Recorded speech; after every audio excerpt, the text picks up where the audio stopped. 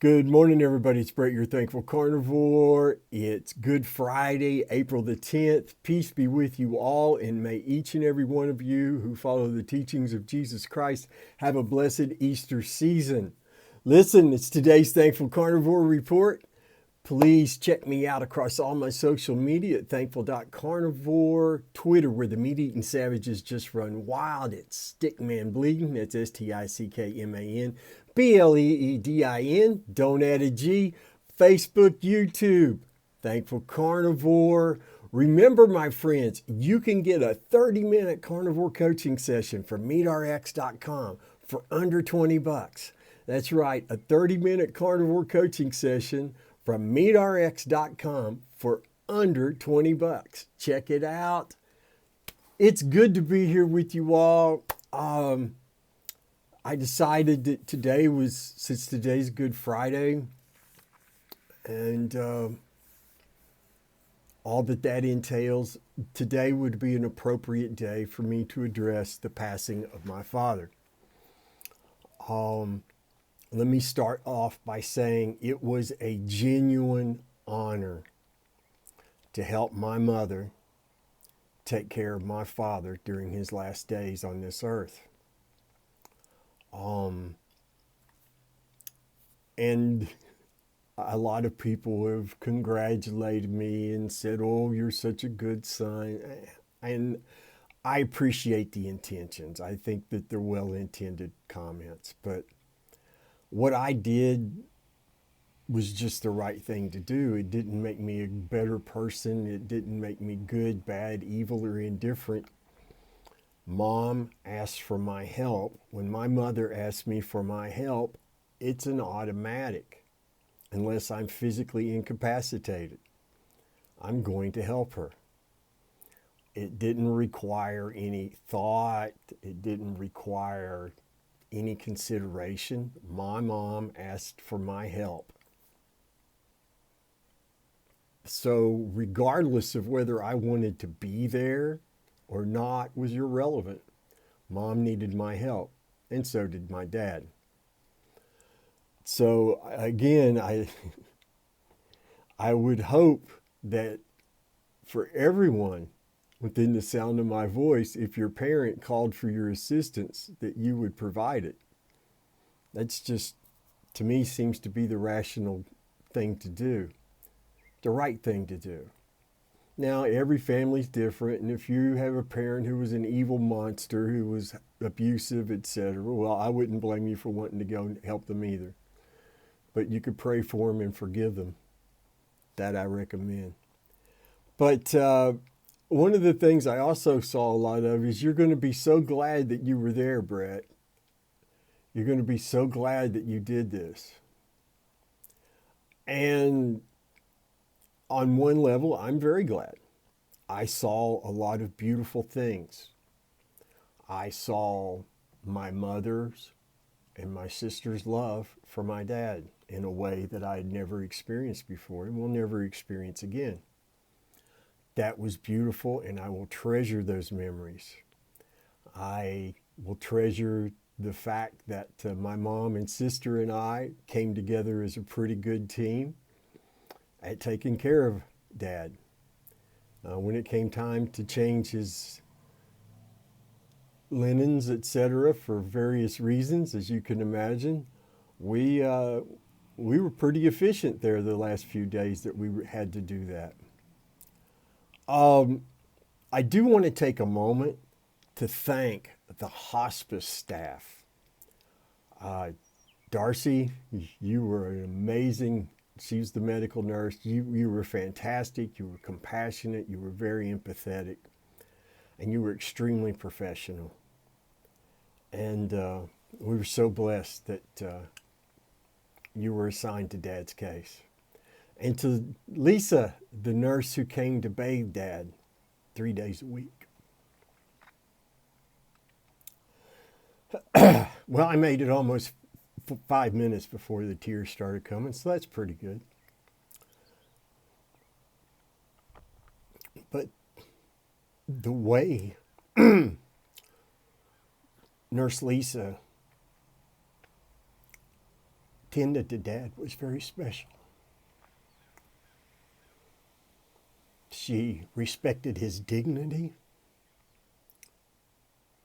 and she respected his illness in every way. And she was magnificent. And our lives, my life, is better for having seen that.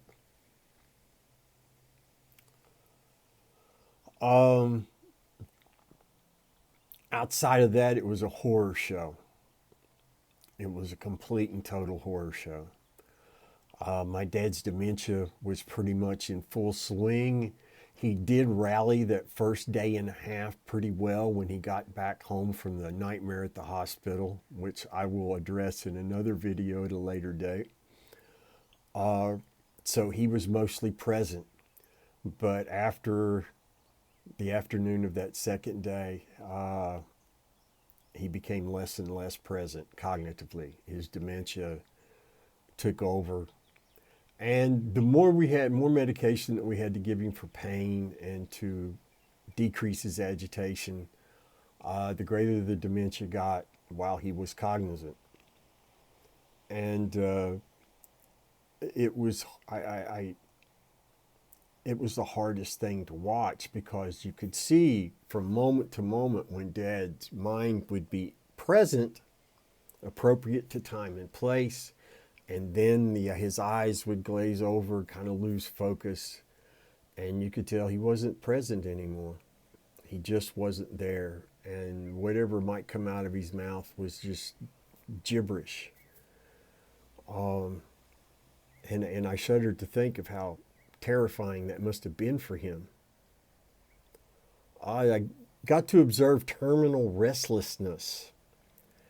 And my friends, if you're taking care of your loved ones in hospice at home, and your nurse warns you about this and suggests that you give the full dose of pain meds and de-agitation medication, her agitation prevention medication, give the full dose. You don't want to see it. You don't want them to suffer through it. Now, I'm not going to go into the details. I'm trying very hard to, in my own way, maintain my father's dignity as best I can. But you don't want to see that. You just don't.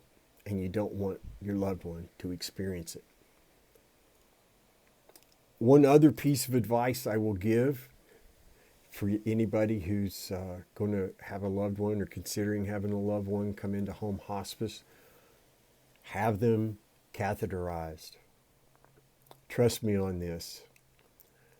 What was a difficult situation would have been a complete nightmare had Dad not been sent home with a catheter. It can be uncomfortable, and we had issues as Dad's dementia got worse. He became his fingers had a life of their own, and he would try to pull the catheter out, or he had an abdominal tube for home dialysis in his abdomen, and he would try to pull it out. So those were things that we had to deal with. I can say to a certainty that Dad's brain function probably ended on Saturday, April the 4th. His heart kept beating and his lungs kept sucking in air. And he did that till the following morning, bright and early.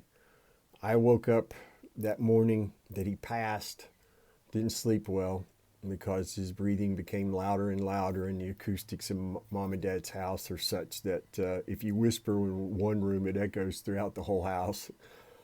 But I got up about 3:30 that morning, and Mom was telling me she hadn't slept much either, and his breathing was not. It wasn't the death rattle that I had been warned about, but it was very very shallow and weak and unpleasant, unnatural.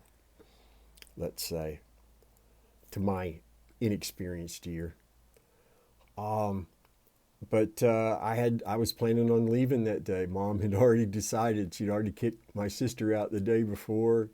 She wanted Dad's last hours or a couple of days to herself, and he was easy enough for her to manage in that state. But it didn't work out that way. Around 4 o'clock, I started frying some bacon, and because I needed to eat, I was hungry. And Mom stepped into the kitchen, which is right next to the living room where Dad's hospital bed was.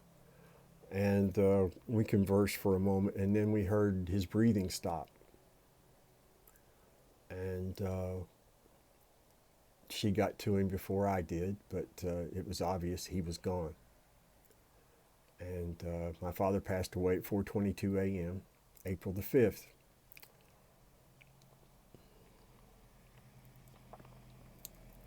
I think when I think about my father now,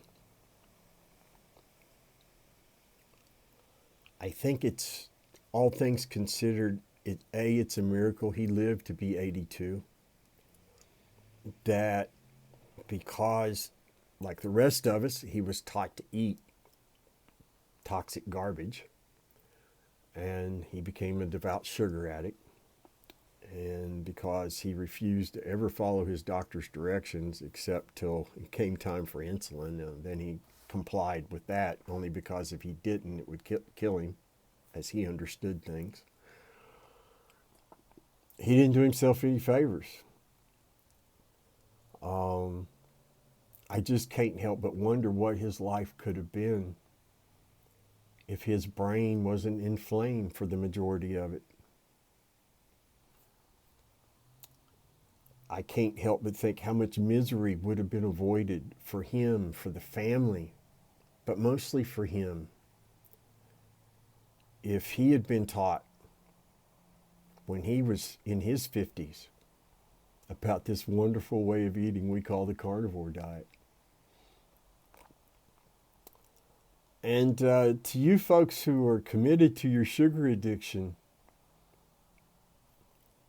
I'm here to tell you I've seen the end result of sugar addiction, and you don't want any part of it.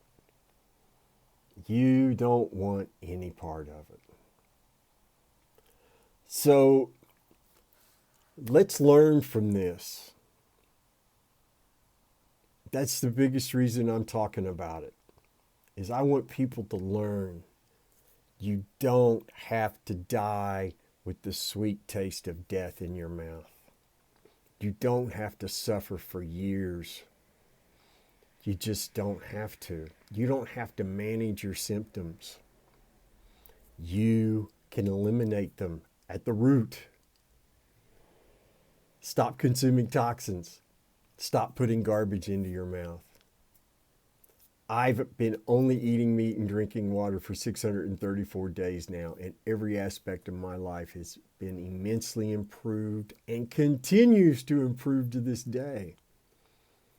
I'm not a metabolic error. I'm not a genetic mishap. I was just taught to eat wrong, and now I eat well, healthy, ancestrally appropriate food. I eat meat and I drink water.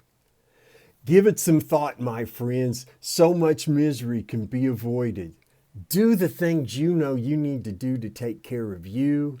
Eat your meat, drink your water. Have a blessed Easter weekend. Be smart, and remember, you've got plenty to be thankful for. We'll see you all on Monday.